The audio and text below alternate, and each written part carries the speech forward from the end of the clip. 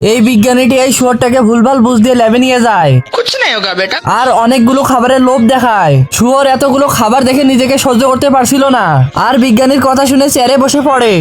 তখনই বিজ্ঞানী নিজের আসল চেহারা দেখায় আর এই শুয়োরটাকে চেয়ারে বেঁধে ফেলে আর নিচে ল্যাবে নিয়ে যায়, ये कहाँ फंस गया भाई मैं। যেখানে শুয়োরের জন্য মেশিন দিয়ে নতুন নতুন খাবার বানানো হচ্ছিল। রোবট এই শুয়োরকে ধরে অনেক কলা খাওয়ায়, তারপর তাকে বিস্কুট খাওয়ায়, আর আগে নিয়ে গিয়ে অনেক আইসক্রিম খাওয়ায়, ফির একটু আগে নিয়ে গিয়ে সবচেয়ে বড় স্যান্ডউইচ খাওয়ায় অন্য স্টাইলে।